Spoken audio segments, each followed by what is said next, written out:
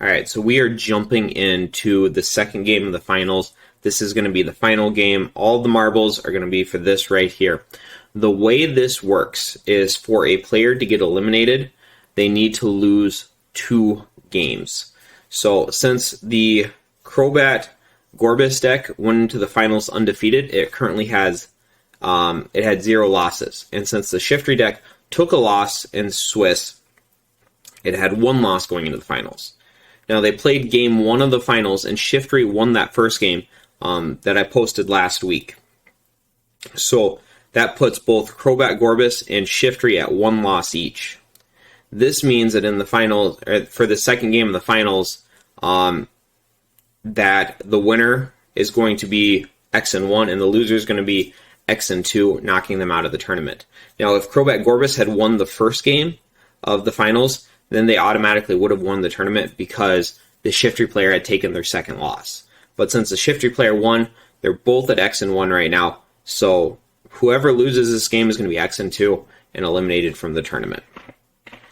Heading into this, over the last week or so, there's been some questions on how Desert Shaman is played.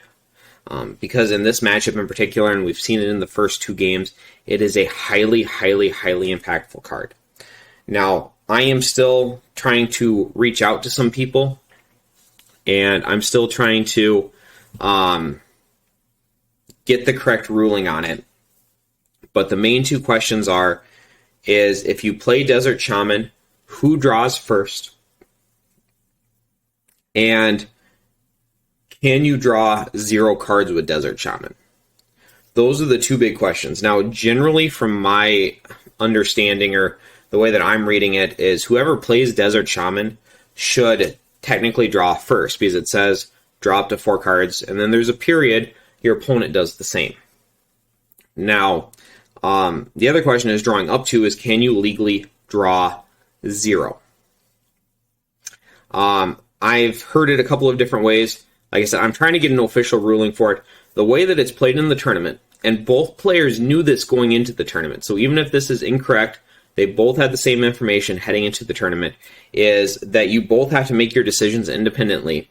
So one person, I have to decide how many cards I'm going to draw, and my opponent has to decide how many cards they're going to draw, but there isn't a draw first, or you don't get to see what your opponent does first. You both basically make your decisions independently, and then the program tells you how many your opponent drew.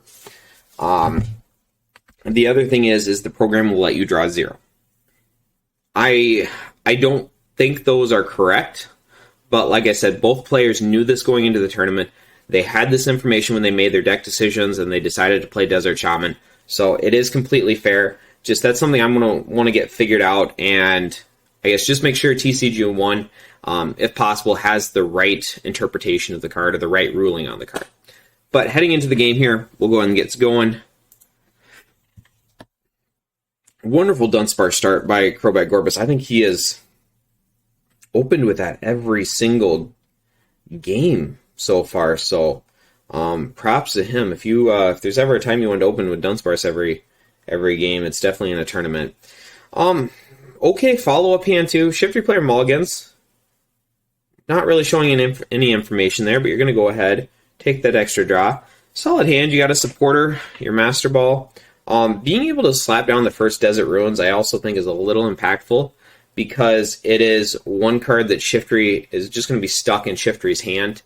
And it's going to be harder for them to match hand sizes if they have that dead card in their hand. And just like we talked about here, both Shiftry and Crobat Gorbis are explaining how the rules, they're talking about the rulings, or how the game counts work. And they're just both saying, hey, this is going to be the final game regardless of who wins it.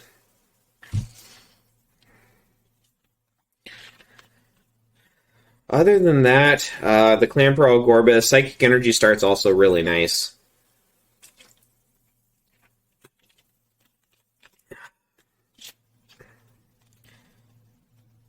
There is going to be there's some pros and cons to both using Master Ball before and after Strike and Run. Personally, I would probably hold it just to get those basics out of the deck first. Thin my deck by a few cards, especially when I've already got my ideal turn 1 start. Great Dunsparce opening by the Shiftry player as well. Also, getting that basic grass energy into play early. Also really, really, really huge. Just from what I've seen in the previous 2 games, it doesn't look like he plays a very high basic energy count. Now, when I played Shiftry, I think I had 6 basic energy in mine, and I purposely upped that a little bit to have those extra basic energies, but I don't think he plays that many. I don't know if he plays more than 3, maybe 4. Slaps down the Desert Ruins like we talked about. Really important here. I would definitely TV Reporter. I do want to note, really quick here, I think this is... we'll just have to see what Shiftry has here. I would have really liked to see a C-Dot Skitty Magnemite from him if they were in the deck and not prized. I just feel like the way to victory for Shiftry is going to be that Magneton Delcatty engine. I feel like that's really what he needs to get online and moving. That being said, though, this could all be based on his hand. Maybe he has double Nuzleaf. Maybe he's holding Furret. Though a little bit more questionable strike and run there could just be based either on his prizes or his hand. So it goes ahead, TV Reporters here. Debating on the Master Ball. Does the strike and run first? I'm actually a really big fan of this. I think that is 100% correct. Probably a Zubat Clamperl if I had to take a guess. Would love to see that double Clamperl in there. I also really like this switch. I think this is in most cases, I think this is such a good habit for the Gorbis player to get into. Is just switch to the Clamperl. It doesn't matter if he gets heads or tails on Sudden Flash. You're already holding Gorbis, you can retreat out of it. Yep, we see the Furret there. The only thing that's really going to punish you for it is going to be a Desert Shaman. Steven's advice. Okay. Beautiful playing by the Shiftry player here. And that was an incredibly heads-up play to get the Furret and get the Shiftry. Even if that was a subpar strike and run. But I get where he's coming from now. I would still strike and run here, get that Skitty, get that Magnemite into play. Those are going to be your essential key cards in this matchup. I think you're going to need it in the long run. He is doing the Scavenger Hunt, 100%. I think this is correct. Get that energy in play, put that Dark Energy down. Force your opponent to make a play here. DRE would also be an okay choice.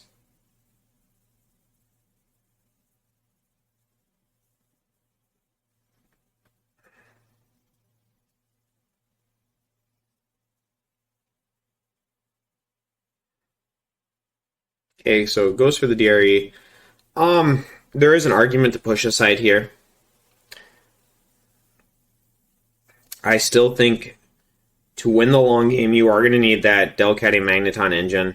Depends a lot on what your hand is and how confident you are. You think you're going to be able to hit that without using Strike and Run this turn. If I prize the Magnemite, I think I'd be more likely to go aggressive here. I don't hate the push aside here.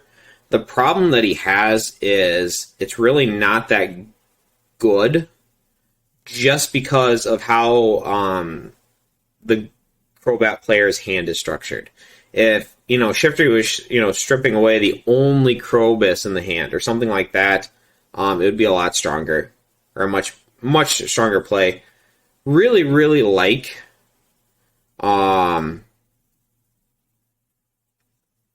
I really like that he chose the Crobat there. Go ahead, try to deny the Crobat. I think that's the bigger threat in this matchup.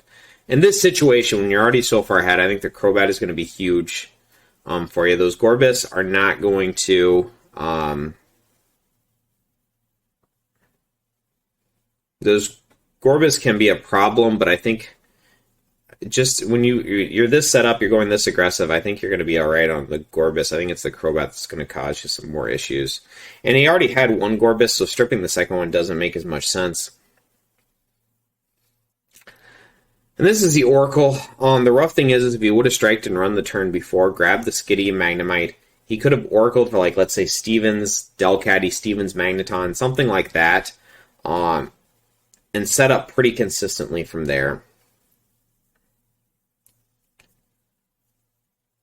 I think another rough thing for the Shiftry player that we've seen is he doesn't really play. I don't think we've seen a friend ball out of him in any of the first two games.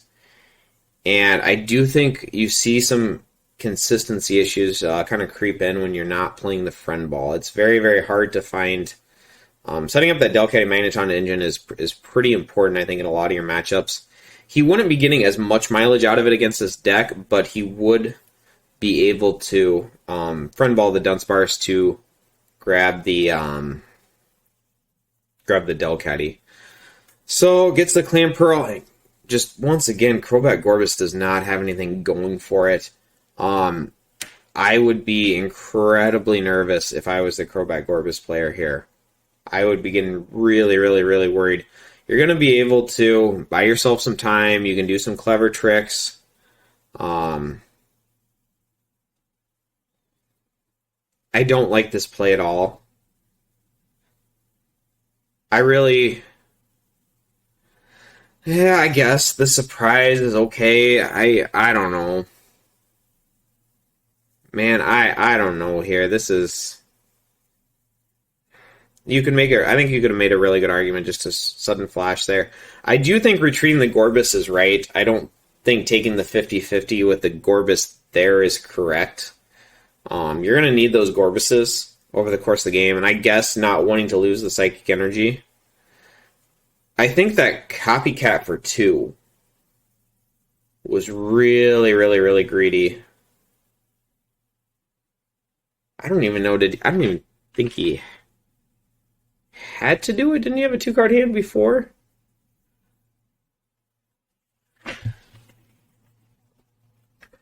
Yeah, I guess if you had it...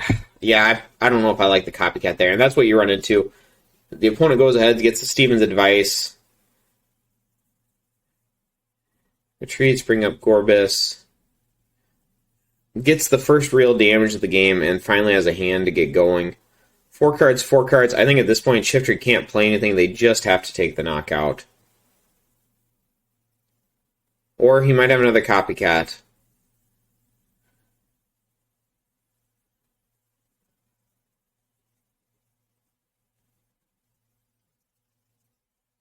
Okay. The other option would have been just to hold your hand, take the knockout, and then on the following turn you could have used Furret to get like a boost and then Copycat from there, just in case your opponent did have like a Stevens advice or something.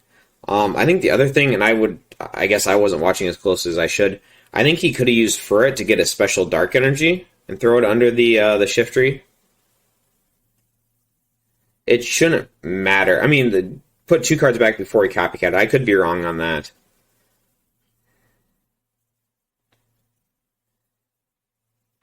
These turns are going by pretty quick here. It's kind of hard to watch hand sizes after they Copycat.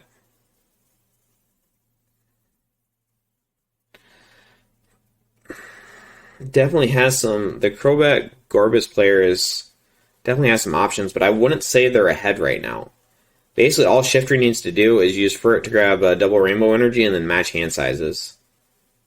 And at that point, they're sitting really, really, really good. They do need to be they do have to get another Shiftry in play. I'd definitely be a little bit nervous about that.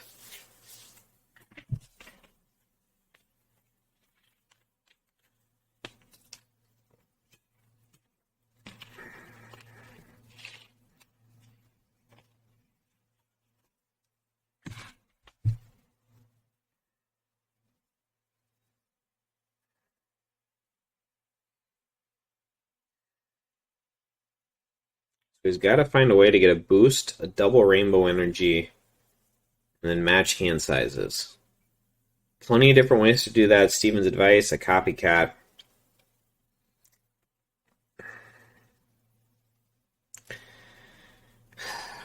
I think not having that Magnemite Delcatty engine right now is making things a lot harder for that Shiftry player, both in getting the resources and being able to match hand sizes. Alright, so no Warp Point doesn't have it. I agree with this. Don't let the Shiftry take a hit if you're not getting a knockout. I like the strike and run here. Really, really agree with this.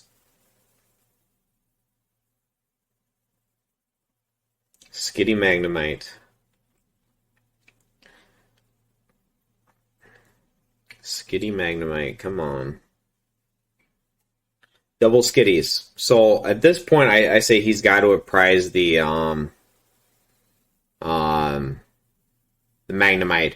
And this is really the first turn in the game where you see the Crobat Gorbis, in my opinion, take a lead here. I think they were behind almost that entire game. The entire game, they were definitely behind. I think this is the first turn. Just that missed turn by Shiftry is just giving them time to get back in the game. If they had not had that, if Shiftry would have been able to get a knockout last turn, I think Shiftry probably would have won this game as long as they would have been able to keep the steam up. But it just takes, one or two rough turns to completely change the game around here, and we're seeing it right now.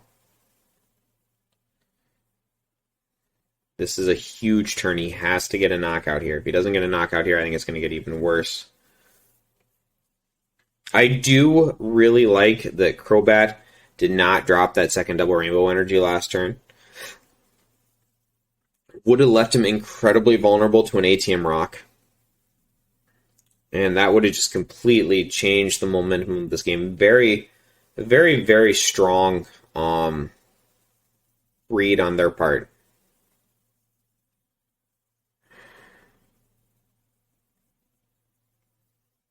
Yeah, I don't like push aside here. That's a rough turn. I don't even know what to tell you. That's such a rough turn. If you're not taking a knockout against Gorbis, you're just not in a good situation. Has to drop the double rainbow energy. I'm okay with retreating. I'm okay with not retreating. I think just hitting him is... Yeah, I think retreating is... He couldn't match hand sizes last turn. I think retreating is the correct play. You're hitting for 10 less, but you're telling me he basically has to match hand sizes. ATM Rock is just as destructive both ways. Only downside here is he cannot take a knockout on the following turn with Crobat, because he does need that 10 damage before triple poison kicks in.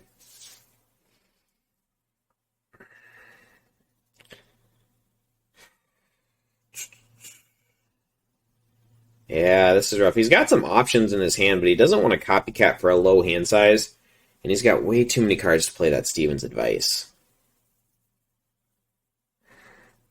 Shiftry, on the other hand, they're definitely behind, but I think, one Steven's advice, one copycat, they're right back in this game.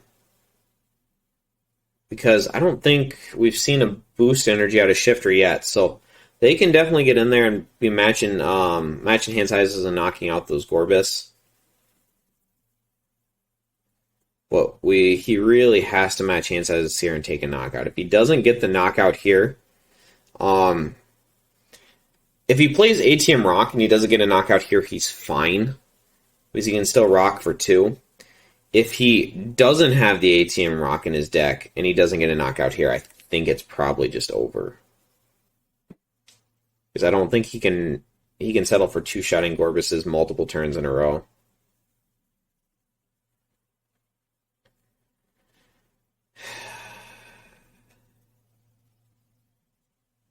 Yeah, rough time for him for sure. Just keeps dropping energy. Really liking these plays here. There's a incredibly small argument to copycat here, just so your opponent can't get a large copycat off, but there's no way it's worth it. Just hold it, be patient, don't play the shaman. Yep, just keep going aggressive. He draws his prizes in such a weird order.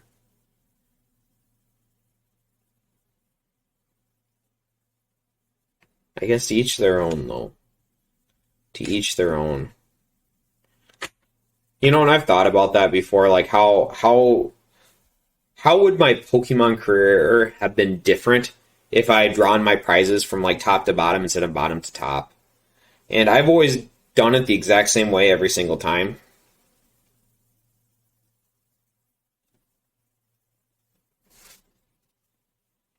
For some of that stuff too, and this, I don't know the actual math or logic behind it, but I've always tried to stay consistent as possible. I think statistically you are slightly better if you try to keep things as actually very cool play by Shiftry, taking the knockout with Fred. Very, very smart heads up play there. But statistically, I think you are you want to keep things as consistent as possible. And somebody correct me in the comments if I'm wrong, but one thing I did later on in my career is I would make a decision at the start of a tournament if I was going to call heads or tails. And I would do that through the entire tournament because I felt like that way I should be going first at least statistically half the time, where I felt like that was better odds than constantly trying to go heads or tails and taking a 50-50 the entire day. Maybe that's just gambler's fallacy, but I felt like I think statistically it should slightly favor you.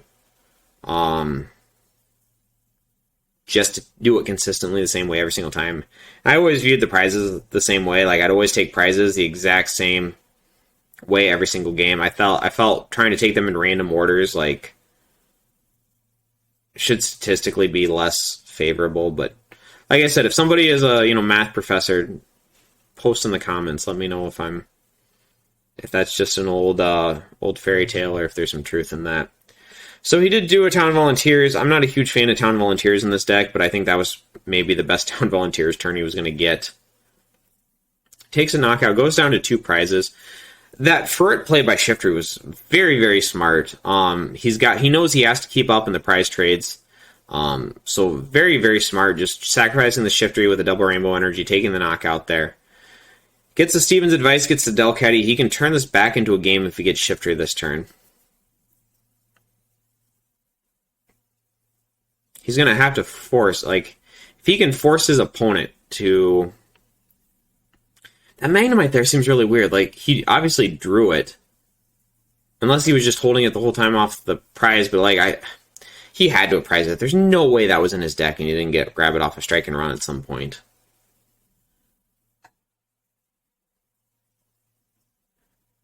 If he gets a Shiftry double rainbow energy here, you can push aside for the knockout, deny the Crobat. Major plays all around there.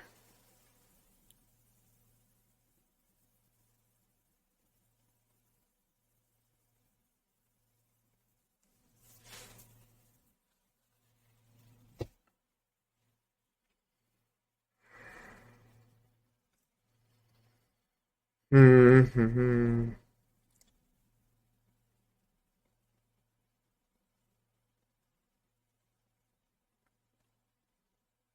Alright, so Crobat's making a joke about... Okay, so actually here, actually really, really, really fortunate here. This is the game. If he misses the paralysis flip there, I think he just straight loses right here.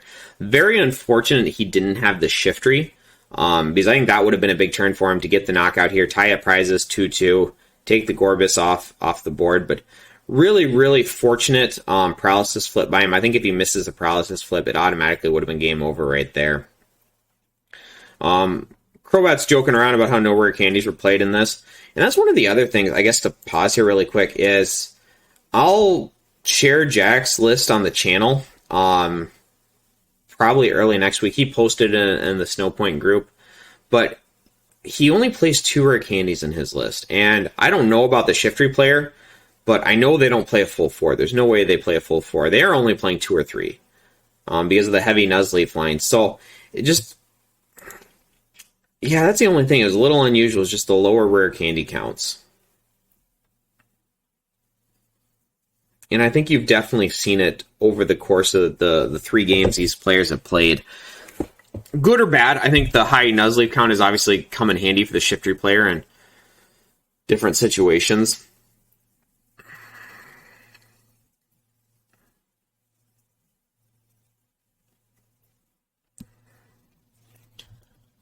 Is not able to find the warp point.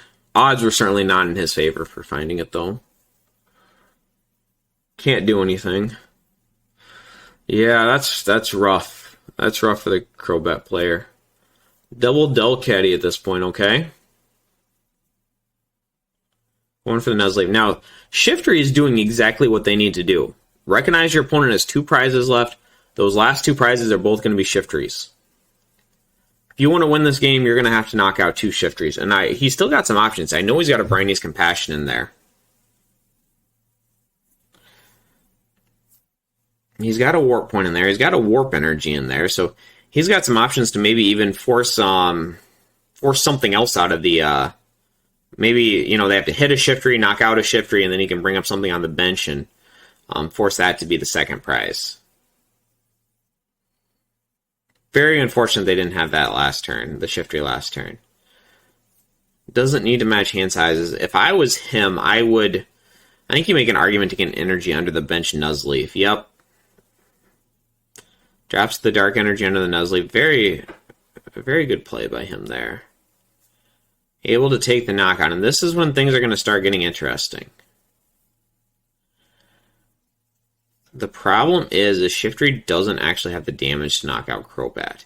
Even with the Dark, he's only going to hit for 80. If he Briney's the active Shiftry, does attaches the DRE to the bench Nuzleaf, still only hits for 80. He would need a boost. He needs a boost and to match hand sizes. I think if you do get triple poisoned, and you have Shiftry boost, I think you do retreat and do that play to go down to 1 prize. He hasn't played a boost yet. He plays at least 2, maybe. If I had to guess, I'd say probably 3. He's doing some thinking here. Probably debating the second energy draw or how badly he wants it. Goes ahead and push the sides. Whiffs on the push to side, so nothing major there. Bring up the... Yeah, you gotta bring up the Crobat regardless. There we go, there's a rare candy.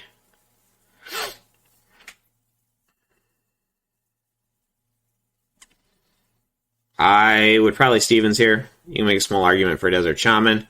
Get the Gorbis, perfect.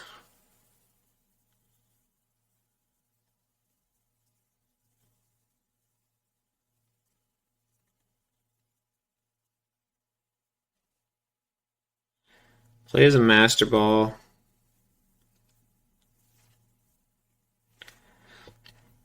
The one thing that I would like to see out of the Crobat Gorbis player is he should be keeping track of copycats and Stevens. There he goes. Now he's counting.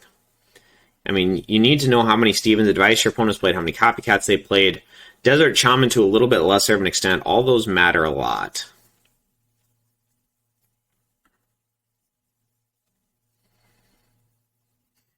Arguments on how to play this, I would probably...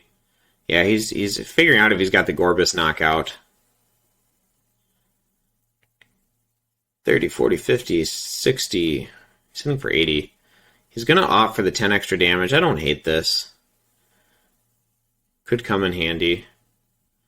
Probably is not going to matter, but you can see a small argument for it.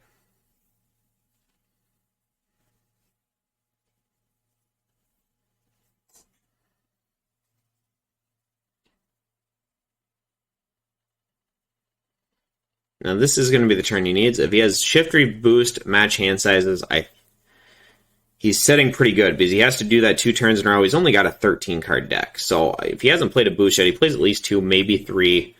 That's, I think, his path to victory here.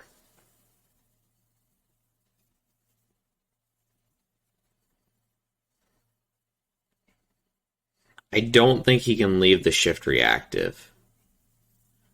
Especially if he has those boosts in the deck, I definitely would not let the Shiftry just get knocked out for nothing.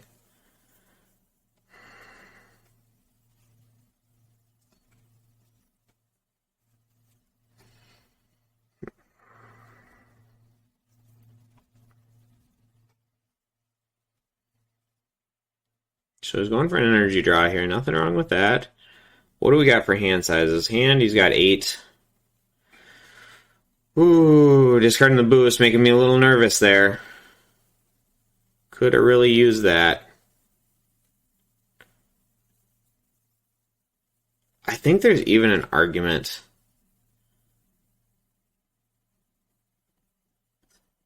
that Fan Attack gets around the Clamperl. I think there's a strong argument to Fan Attack the Clamperl there with the boost for the knockout. Yeah, probably. Yeah, it depends. It depends on how many boosts you have in the deck. If you were confident you could draw a second boost on the following turn, because the only way your opponent knocks out the Nuzleaf is with the Gorbis. So you'd go down to 1 prize, they'd send up Gorbis, knock out your Nuzleaf, you'd bring up Shiftry. As long as you could match hand sizes and hit this a second boost energy, you'd win from there. So that would be one line of play he could take. He's already discarded the boost, so I guess that option's out. At this point, it's just Shiftry boost, I think, is the line.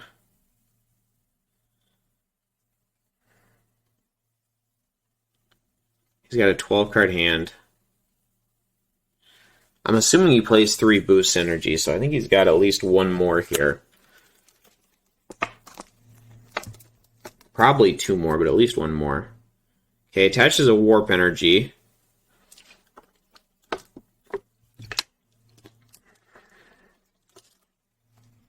I guess I didn't look.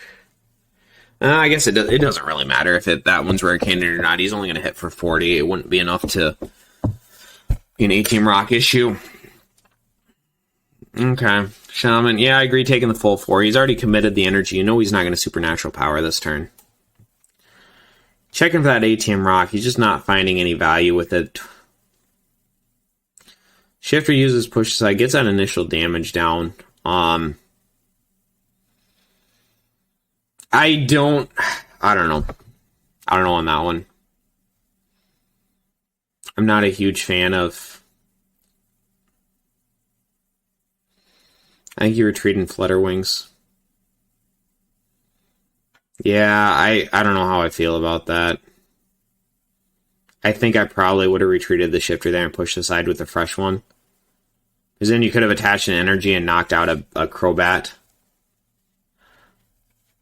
Even if he uses triple poison and then you go off the boost for the last one. I think you still have that warp point in there too. Alright, so... No, I guess I can see this line of play too. Let him knock out a Shifter, then he has a fresh Shifter he has to deal with. No, I'm okay with this. This was probably the correct play from him. Go ahead. I guess the 20 damage just feels bad. So he has the Delcat and Magneton. He should be able to match hand sizes regardless of what happens here. He just has to hit the energy. As long as he can hit the energy and match hand sizes, he's fine. Okay. Uses magnetic field.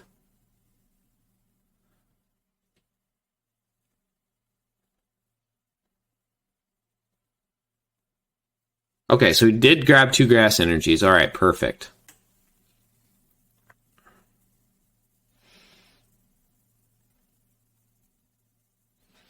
So we can attach 1 and then energy draw for 1.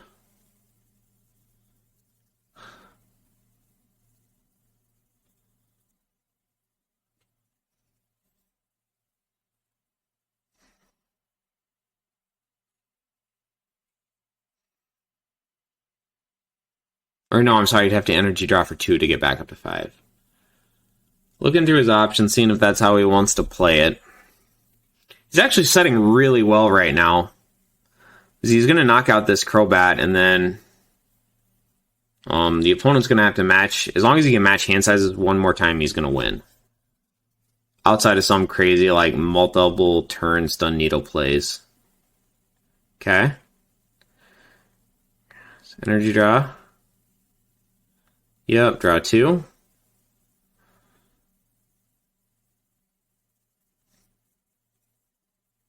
Beautiful playing by Shiftry here. Alright, so we're going to pause real quick here. Essentially, this is how much time is left you have to play. So essentially, it plays like chess clocks, where each person gets 25 minutes of playtime. A 50-minute game is, I think, plenty of time to play a single game of Pokemon.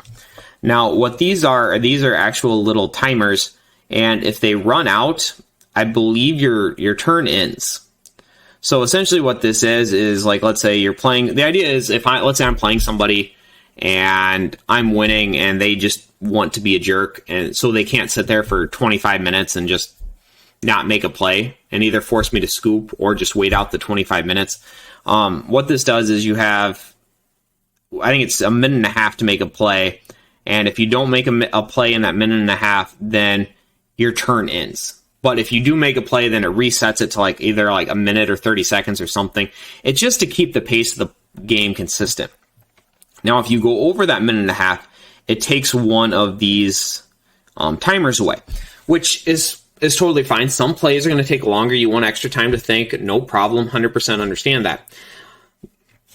The thing we're running into here is the Shiftry player has used all of theirs. Nothing wrong with that. He had some very tough decisions to make in this game. Wanted to take some extra time, think through it. No problem at all. But he's got to start watching those timers, or it could affect things here. And players are different on it. I very rarely use the timers.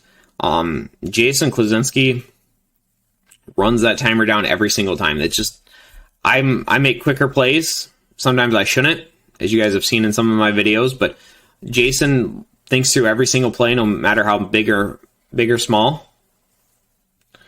All right, so thinking about the play, and I think he's just going to go ahead.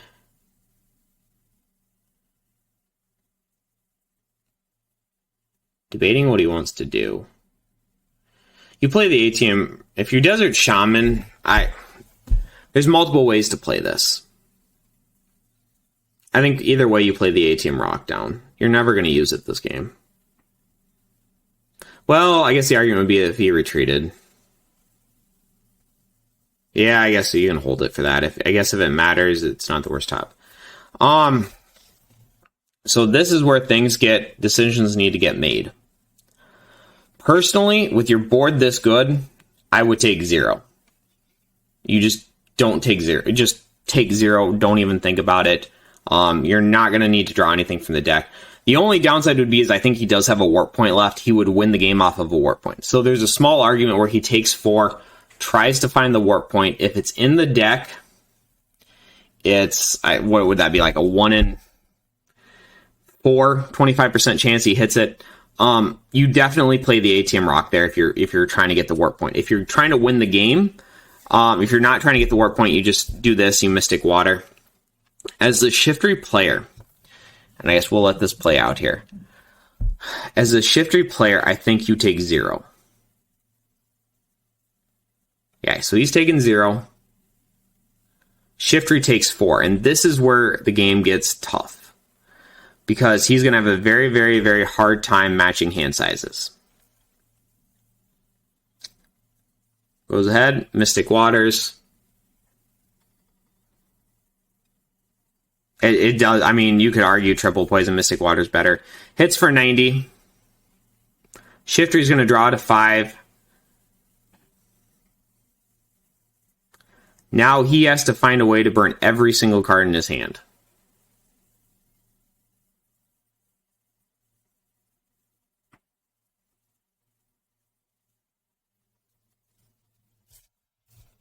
One, two, three copycats. So you'd have a copycat, and a Desert Shaman, I think, would be those 2 outs. And Shaman would reset the game for him. He wins off a Shaman. I'm pretty sure he wins off a Shaman regardless. Just because how he can manipulate his hand. But going from 5 to 0, he has to have the Copycat or Shaman here. 18 seconds, has to make a play. 15 seconds. 10 seconds, and I think he's going to time out here.